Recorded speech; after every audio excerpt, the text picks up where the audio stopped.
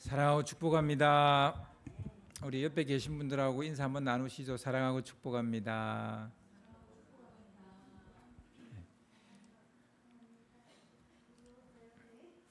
오늘 하나님께서 우리에게 주시는 말씀은 사도행전 21장 10절에서 16절 말씀입니다. 사도행전 21장 10절에서 16절 말씀입니다. 제가 한 절, 여러분 한 절 교독을 하겠습니다. 여러 날 머물러 있더니 아가보라 하는 한 선지자가 유대로부터 내려와 예.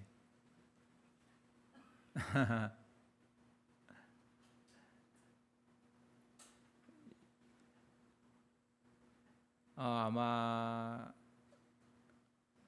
컴퓨터가 멈췄나요? 예. 그러면 제가 읽어드리도록 나왔네요. 자, 11절 시작.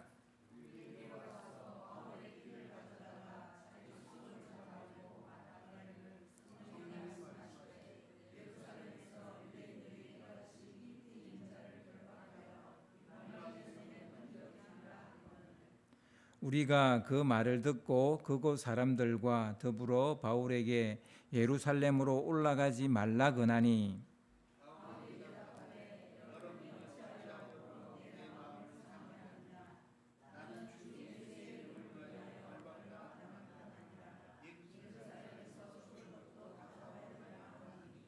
그가 근함을 받지 아니하므로 우리가 주의 뜻대로 이루어지리다 하고 그쳤노라.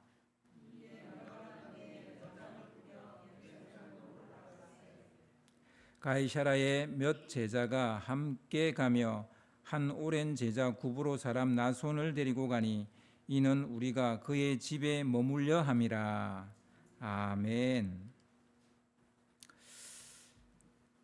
작별도 내일 일도 몰라요라는 제목으로 같이 말씀을 나누겠습니다. 어떤 관계든 그 관계를 지키기 위해 가장 필요한 게 무엇일까요? 어떤 관계든 부모 자식 관계든 형제 관계든 혹은 친구 관계든 회사 동료와의 관계든 우리 교회에서의 교우들의 관계든 하여튼 우리가 이 땅에 살아가면서 모든 관계가 있을 텐데 그 관계를 지키기 위해서 가장 필요한 것 그게 무엇일까요? 저는 대화라고 생각합니다. 우리 전에도 한번 이 이야기를 한 적이 있는데 우리 송중석 집사 부부가 결혼 전에 이제 저를 찾아왔습니다. 그때 제가 딱 한 가지만 이야기를 했어요. 결혼 예비 학교에서 12주 과정을 다 이 결혼을 해서 공부를 하고 온 사람들한테 제가 특별히 더 할 얘기가 많지 않았고요. 그리고 또 이제 제가 살아보니까 저도 결혼 이제 하고 이렇게 살아보니까 제일 중요한 게 대화더라고요. 기분이 좋든 어떤 일이 생겼든 생각지 못한 문제가 생겼든 어떤 거든 간에 하여튼 대화가 모든 것을 푸는 열쇠다. 그렇게 저는 생각을 했습니다. 그런데 그때 대화를 할 때 어떤 언어를 써야 하는지를 제가 그때 이야기해 주지 않았어요. 제일 중요한 게 대화다라는 얘기만 했지 그러니까 어떤 대화를 해야 되는지에 대해서는 그때 우리 중석 집사 부부의 이제 예비 부부였죠. 예비 부부한테 제가 얘기를 하지 않았습니다. 이건 그때 그런 얘기 할 시간도 없었을 뿐더러 실제 더 중요한 거는 좀 살아봐야 어떤 언어를 써야 되는지 이제 본인들도 느끼고 또 이제 실수도 몇 번 해봐야 제가 가르쳐 주는 게 귀에 쏙쏙 들어올 거라는 거예요.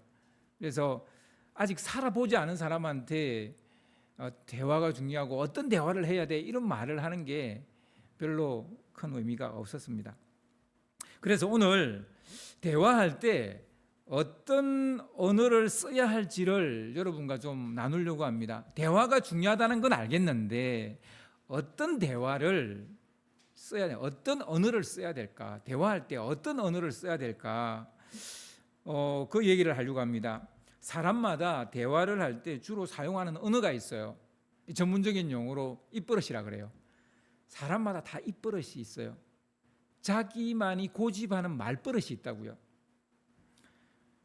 어느 학자들은 사람들의 모든 입버릇, 말버릇을 다 이렇게 연구를 해보니까 인간의 언어에는 4가지 종류가 있다라는 것을 알게 됐습니다. 그 첫 번째 언어가요, 사람들이 쓰는 그 첫 번째 대화할 때 쓰는 첫 번째 언어가 잔소리입니다. 이제 이 학자들이 나누는 거예요. 잔소리는 맞는 말을 하는데 기분 나쁘게 하는 말이에요. 그게 잔소리예요. 틀린 말은 없어요. 잔소리 중에 틀린 말은 없어요. 양발 양발통에 넣어라. 옷은 침대에 올려놓지 마라. 다 맞는 소리죠. 그런데 듣고 나면 기분이 나쁘죠. 그래서 이 잔소리가 효과가 있겠어요, 없겠어요? 예, 거의 없습니다.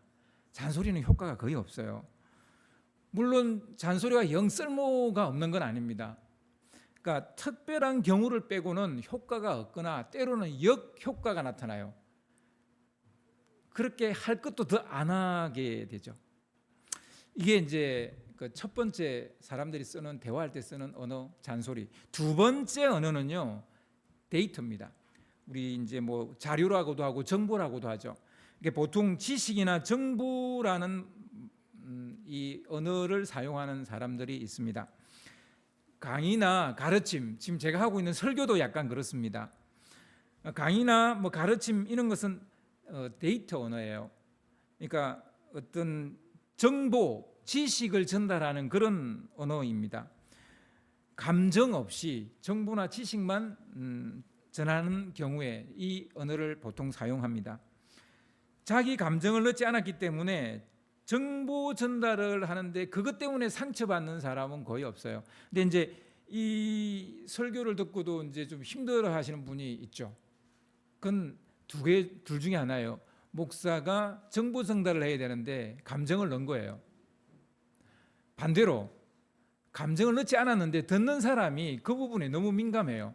자기 얘기, 그 사람을 두고 한 얘기가 아닌데 자기 얘기처럼 들리는 거죠.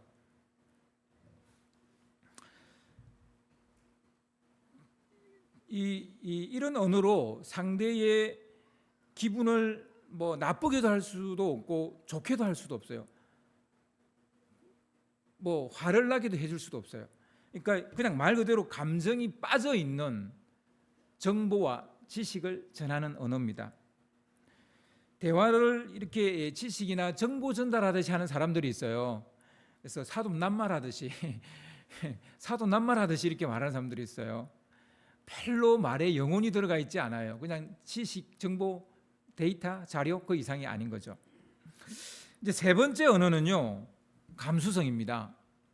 상대방의 말에 귀를 기울일 뿐만 아니라 그 말 속에 있는 쏙뜻, 무슨 의도로 저 말을 했는지 그 쏙뜻과 감정까지 캐치하는 거죠. 이게 이제 감수성이 있는 사람은 그걸 잘해요. 근데 감수성이 없는 사람은 이렇게 말해도 전혀 무슨 말하는지 알아듣지 못하죠.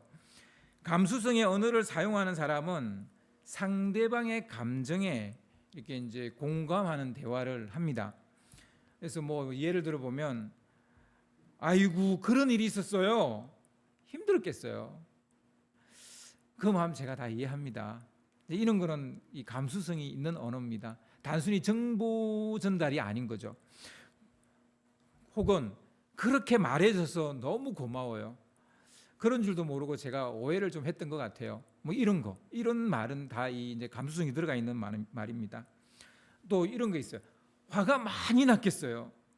그런 싸가지 없는 사람들 다 싹쓸이 해버려야 돼요. 이제 그 사람의 그 상황과 감정을 내가 이해하고 그 사람이 자기를 힘들게 하는 사람들을 싹 썰어버려야 된다고 말해줌으로써 그 사람의 속을 시원하게 해주는 말을 하는 거예요.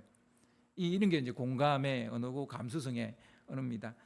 우리 그리스도인도 이거 잘 못하죠. 이런 말하면은 약간 도덕적으로 문제가 있다고 생각하기 때문에 그냥 화가 많이 났겠어요, 이 정도까지만 딱 이야기해요.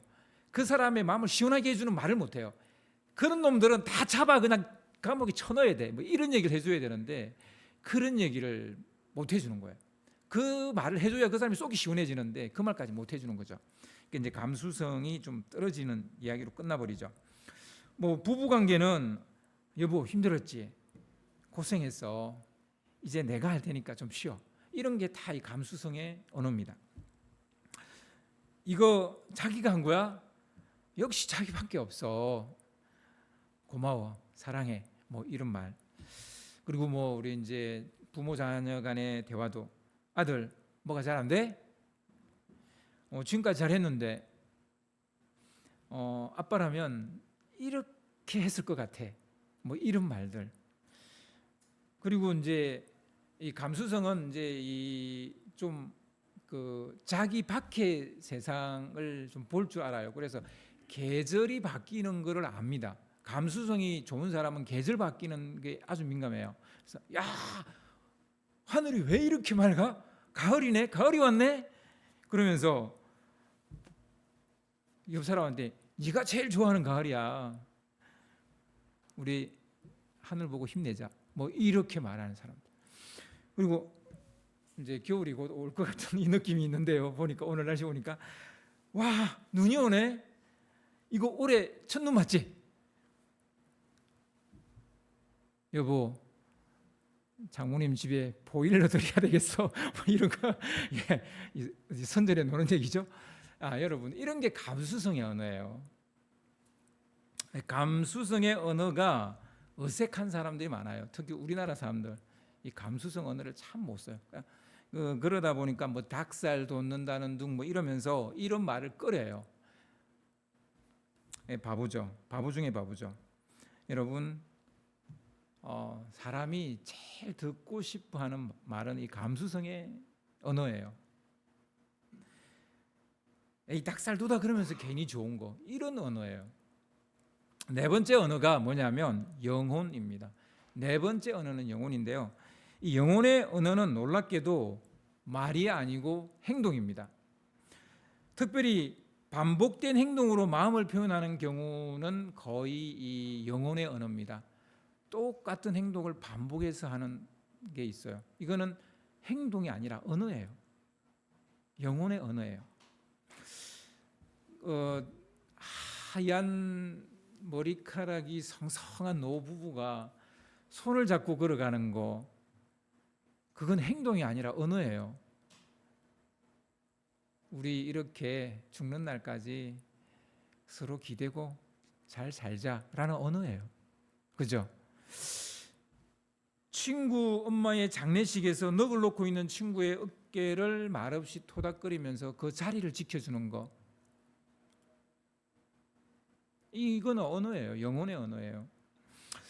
주말이면 늘 집에만 있는 아내가 안쓰러워서 등 떠밀어서 바람 쐬러 나가는 남편, 이거는 사랑의 언어예요. 바람 쐬러 나가는 거 행동이 아니라 이건 언어예요. 사랑의 언어예요. 퇴근하고 소파에 늘어져 있는 남편에게 살며시 다가가서 말없이 다리나 어깨를 주물러주는 아내,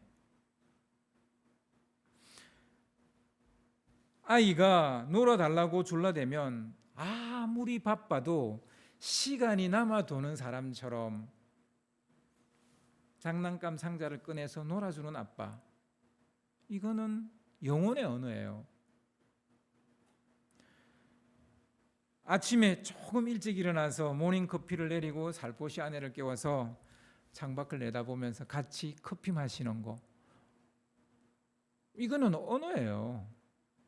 행동인 것 같은데 이건 언어라고요. 영혼의 언어라고요. 식사가 끝나면 막 자기가 뭐 식사 당번이라도 되는 것처럼 일어나서 앞치마 두르고 설거지하는 남편, 이거는 언어예요. 육아에 치여서 자신이 여자라는 사실조차 잊고 사는 아내에게 하루를 통째로 자유시간을 주는 남편, 이런 거는 영혼의 언어예요.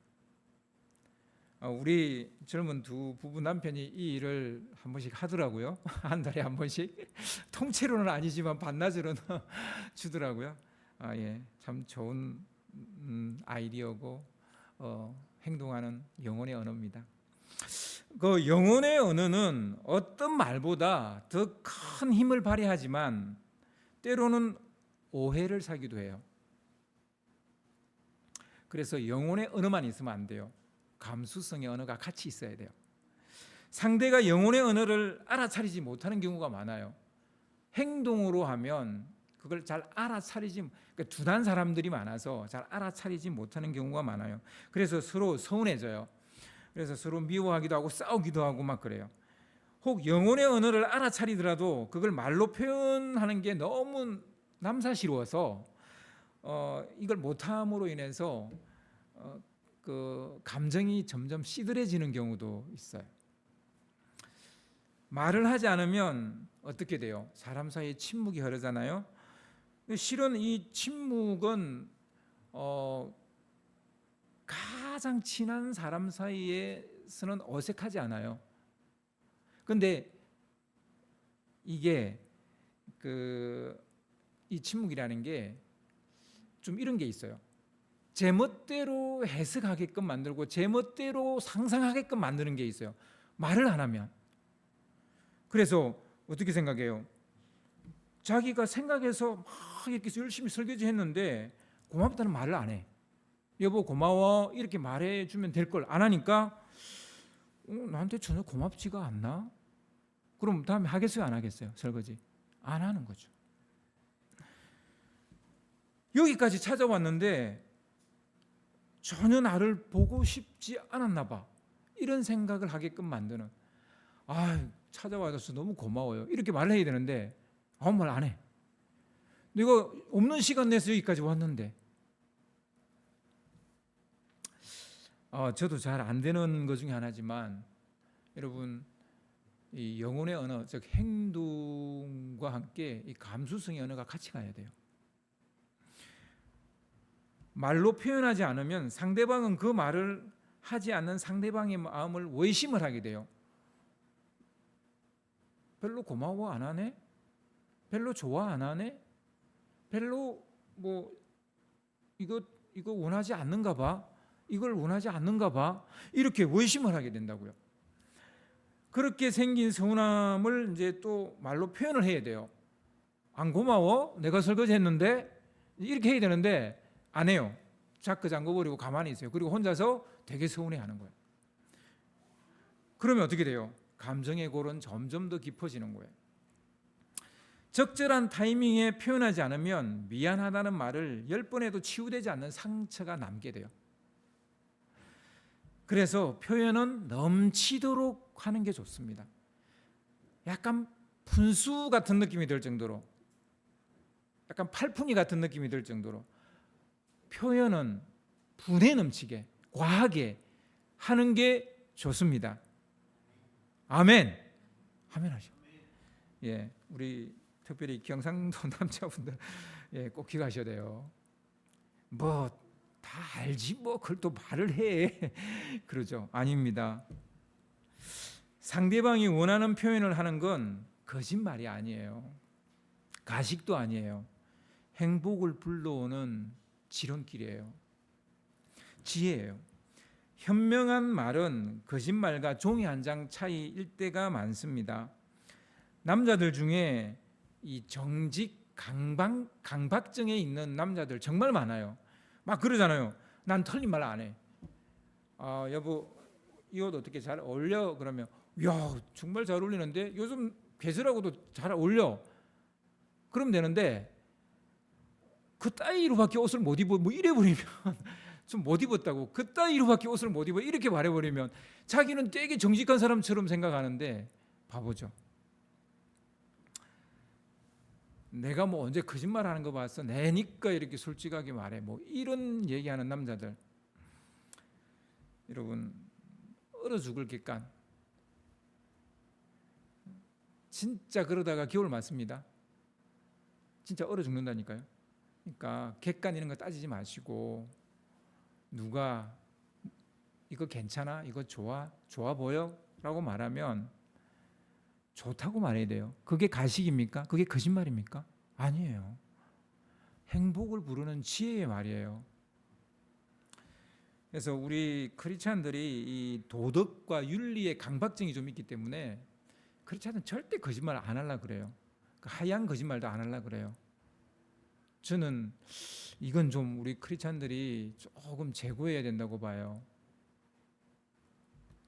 그래서 이 감수성의 언어와 영혼의 언어는 함께 가야 됩니다. 바울은 3차 전도 여행을 이제 마무리 지으면서 예루살렘으로 지금 가고 있는 거거든요. 그런데 예루살렘으로 돌아가는 바울의 이 여정에 자꾸 눈에 띄는 대목이 있어요. 그게 반복해서 보여요.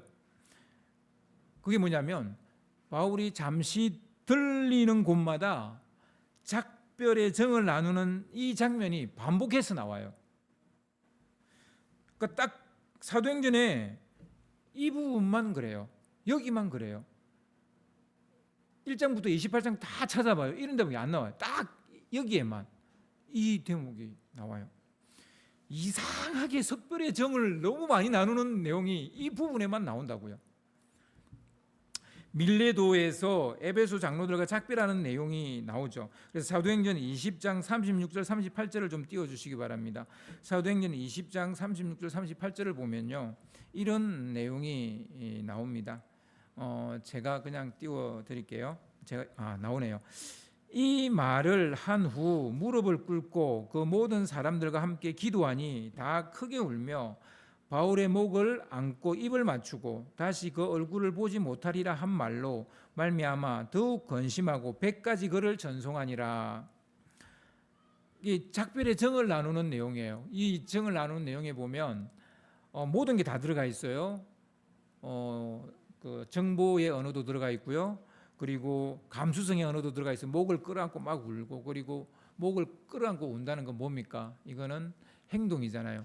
즉 영혼의 언어도 들어가 있습니다. 그리고 이제 두로에서 제자들과 작별하는 내용이 나오는데요. 사도행전 21장 4절에서 6절에 보면 제자들을 찾아 거기서 이래를 머물더니 그 제자들이 성령의 감동으로 바울더러 예루살렘에 들어가지 말라 하더라. 이 여러 날을 지낸 후 우리가 떠나갈새 그들이 다 그 처자와 함께 성문 밖까지 전송하거늘 우리가 바닷가에서 무릎을 꿇고 기도하고 서로 작별한 후 우리는 배에 오르고 그들은 집으로 돌아가니라. 여기에도 똑같아요. 석별의 정을 나누는데 여기에 그런 영혼의 언어도 있고 감수성의 언어도 있고 막 그래요. 그죠? 그리고 이제 오늘 우리가 이제 읽은 본문인데요. 가이사라에서 작별하는 인사의 내용을 오늘 우리가 읽었어요. 이게 오늘 성경 본문인데요. 먼저 11절을 보겠습니다. 11절을 좀 띄워주시기 바랍니다.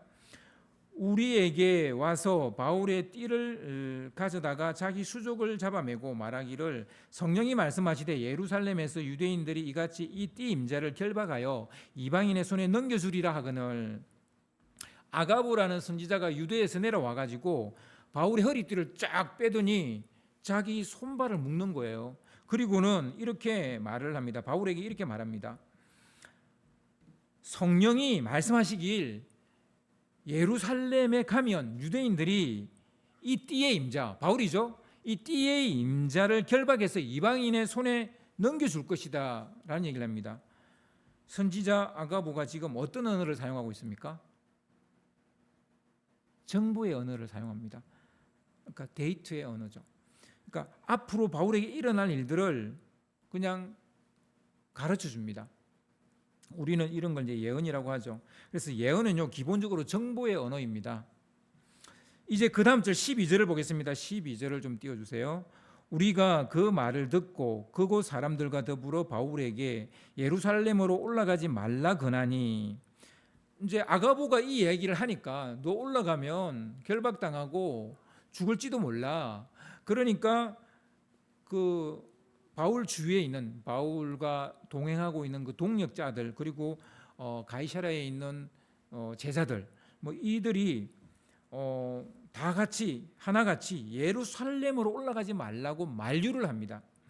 예루살렘에 가지 말라는 이 만류, 이게 뭡니까? 잔소리죠. 다 아는 얘기를 하고 있는 거죠.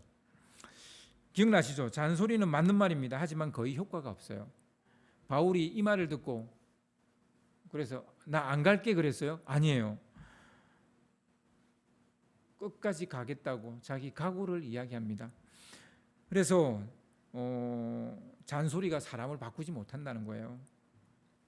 우리 13절을 보면 바로 그것을 확인할 수 있습니다. 13절을 좀 띄워주시면요. 바울이 대답하되 여러분이 어찌하여 울어 내 마음을 상하게 하느냐. 나는 주 예수의 이름을 위하여 결박당할 뿐 아니라 예루살렘에서 죽을 것도 각오하였노라 하니. 바울은 미리 알게 된 정보에 흔들리지 않는 거예요. 아랑곳하지 않는 거예요.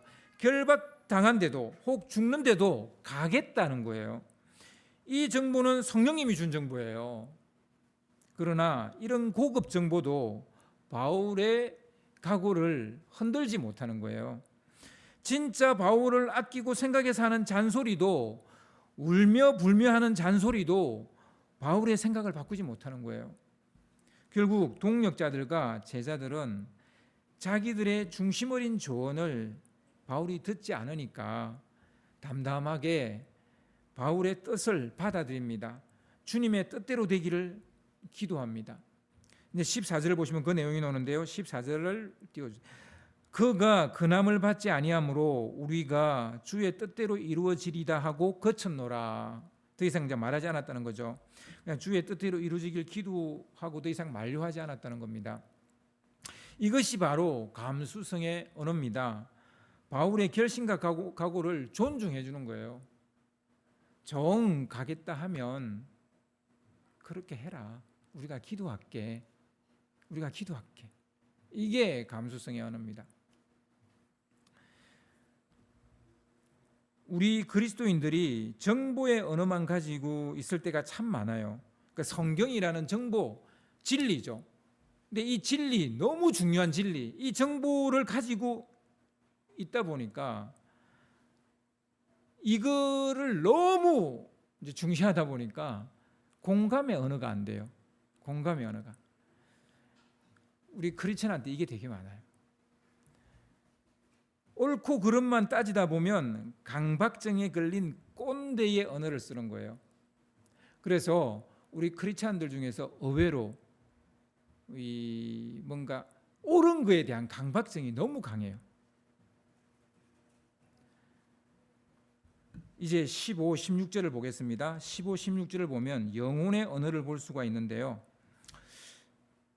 이 여러 날 후에 여장을 꾸려 예루살렘으로 올라갈새 가이사라의 몇 제자가 함께 가며 한 오랜 제자 구브로 사람 나손을 데리고 가니 이는 우리가 그의 집에 머물려 함이라. 바울이 이제 예루살렘으로 향해 올라가는 것을 만류했던 그 사람들이 바울이 끝까지 올라간다 하니 그래 올라가라. 그리고 끝난 게 아니라 바울과 함께 올라가는 거예요. 그 위험한 곳이에요. 근데 바울과 함께 올라가는 거예요. 바로 이게 영혼의 언어입니다. 행동하는 언어죠. 그 길이 그렇게 위험하면 말로만 가지 말라 하지 말고 그와 함께 올라가면 되잖아요. 우리 이걸 안 해요.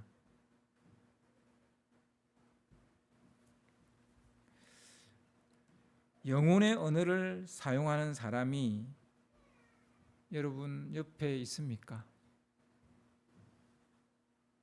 성경 말씀처럼 누가 오리를 가자 하면 십리를 같이 가지고 왼뺨을 때리면 오른뺨을 내줄 수 있는 영혼의 언어를 여러분은 가지고 있는 사람을 옆에 두고 있습니까? 이런 사람은 외롭지 않습니다. 그리고 자기 갈 길을 담대히 갈 수 있습니다. 그리고 행복할 수 있습니다. 제가 볼 때 여러분은 영혼의 언어를 사용하시는 분이 아닌가 싶습니다. 제가 개척을 하면서 느낀 게 뭐냐면 내가 평신도라도 큰 교회 가고 싶다라는 생각이 들 때가 수없이 많아요. 제가 그냥 평신도라 하더라도 내가 그냥 일반 신자라 하더라도 거기에 가면 누가 나를 뭐 이렇게 간섭하는 사람이 있습니까? 내가 이걸 하든 저걸 하든 뭐 말하는 사람이 있습니까? 내가 출석을 하든 안 하든 잔소리하는 사람이 있습니까?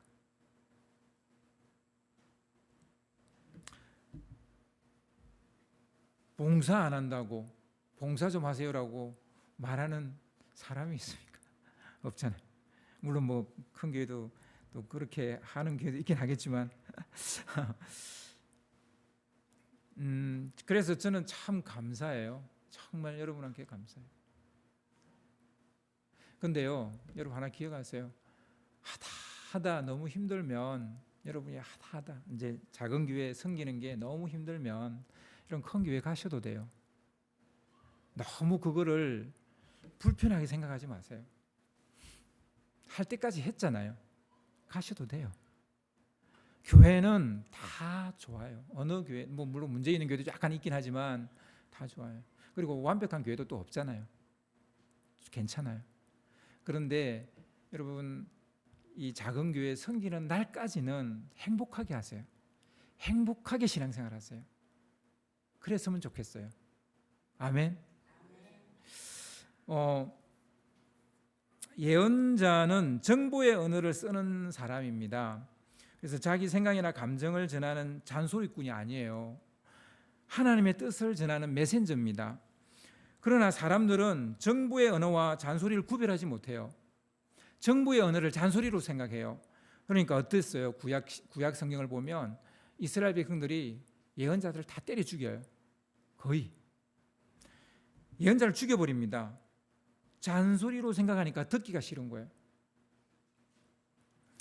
어쨌거나 우리가 정보의 언어와 잔소리가 필요 없는 건 아니에요.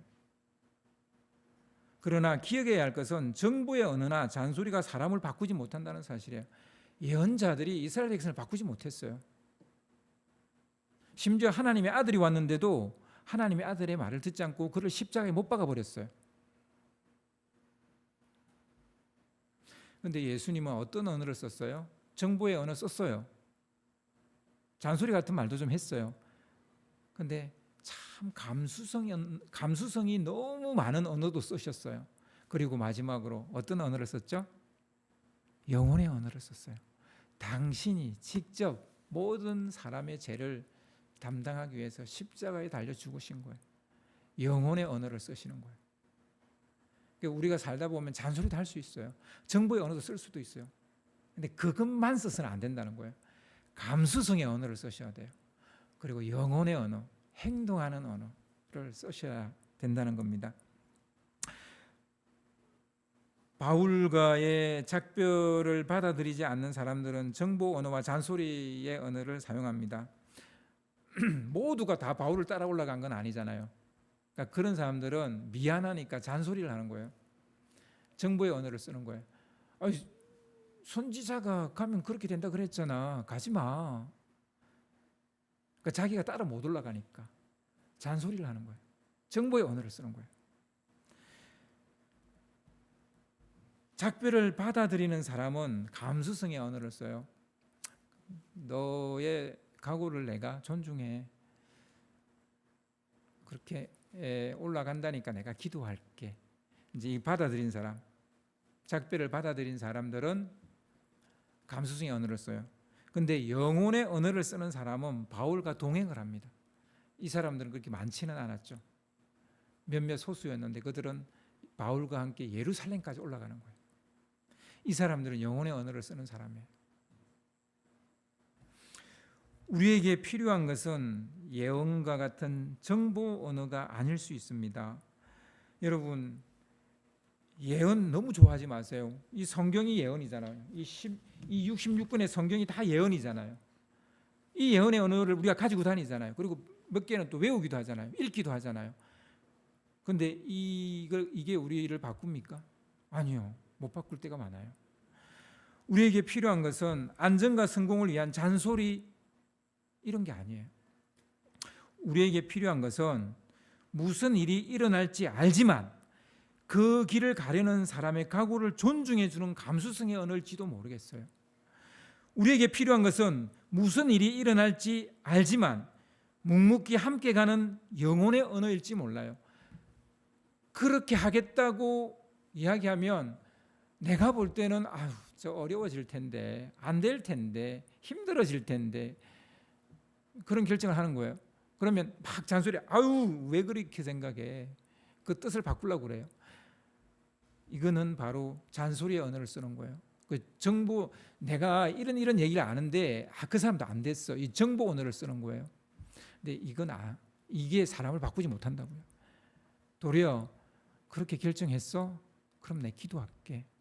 그리고 잘 됐으면 좋겠어. 이게 감수성의 언어를 쓰는 거예요. 그리고요, 더 할 수 있다면 내가 좀 도와줄 일 없을까?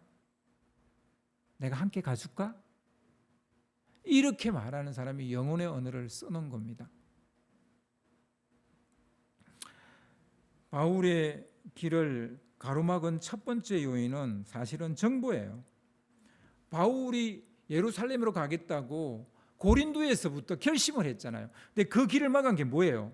정보예요. 그것도 성령이 주신 고급 정보예요. 분명 아는 것이 힘이 될 때도 있어요. 하지만 때로는 아는 것이 걸림돌이 될 수도 있다는 사실을 우리가 알아야 돼요. 사람들이 바울의 앞날에 대해서 알게 되니까 바울이 가려고 하는 길을 만류합니다. 정보와 하나님의 뜻이 항상 일치하는 거 아니에요. 그냥 정보만 전달해 주는 거예요. 근데 그게 하나님의 뜻이 아니에요. 하나님의 뜻은 바울이 예루살렘으로 가서 로마로 가는 거예요. 스바냐로 가는 거예요.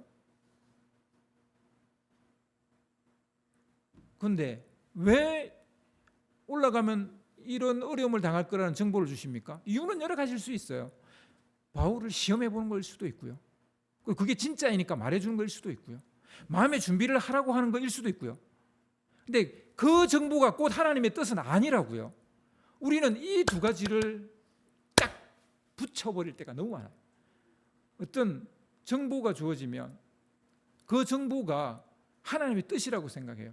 그래서 성경 말씀을 딱 읽었어요. 근데 주님 말씀하셨으니까 난 이대로 합니다라고 했는데 그게 하나님의 뜻이 아닐 수도 있다고요. 그래서 우리는 분별의 능력을 가져야 돼요. 항상 성령께서 우리에게 정보를 주십니다. 그러나 정보와 하나님의 뜻은 구별해야 됩니다. 어떤 이들은 예언을 하나님의 뜻으로 착각하는 경우가 되게 많아요. 정보일 수 있어요. 그냥 예언이 정보일 수만 있어요. 그럴 수도 있는데 어디까지나 참고용으로 그냥 주는 거일 수 있는데 그게 하나님의 뜻이라고 말을 해요. 여러분 아닐 수도 있다는 거 아셔야 돼요. 성경이 이야기하잖아요. 바울의 길을 가로막는 두 번째 요인은 잔소리입니다. 사람은 알면 간섭하게 돼 있어요. 알면 관여하게 돼 있어요. 만류하고 잔소리하게 돼 있다니까요. 알면, 모르면 안 해요. 그래서 우리는 확인해야 합니다. 아는 것, 그 정보가 하나님의 뜻인지 아닌지 구별해야 돼요. 잔소리는 지식과 정보를 가지고 있기 때문에 하게 됩니다. 하나님의 뜻은요, 우리가 실패의 길을 가는 게 하나님의 뜻일 수도 있어요. 가서 고난을 겪어봐야 되고 시련을 겪어봐야, 역경을 겪어봐야 내가 성숙하니까 가게 할 수도 있다고요.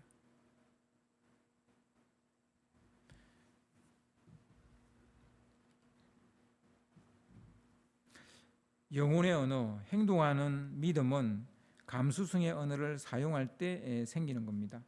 그래서 우리는 감수성을 살려내야 되고요. 공감 능력을 키워내야 합니다. 우리는 지식 정보 사회에 살고 있어요. 그리고 이전보다 더 많은 지식 정보를 가지고 있기 때문에 그 어느 시대보다 잘 살고 있다고 말할 수 있습니까? 여러분, 불과 10년, 20년 전보다 우리는 너무나 많은 지식을 가지고 있어요. 핸드폰만 딱 터치만 하면 우리가 알고 싶은 거 다 알 수 있어요. 그래서 이전 시대보다 여러분 더 잘 살고 계십니까? 더 행복하십니까? 아니잖아요. 너무 많이 알아서 탈이잖아요. 너무 많이 알아서 이러지도 못하고 저러지도 못하고 그냥 그 자리에 주저앉아버리지 않습니까? 그게 우리잖아요, 솔직히. 지식 정보는요, 우리보다 이제 AI가 더 잘해요. 지식 정보로 AI와 싸워서 이길 수 있습니까? 없어요. 오는 시대의 최고의 경쟁력은 지식과 정보가 아니에요.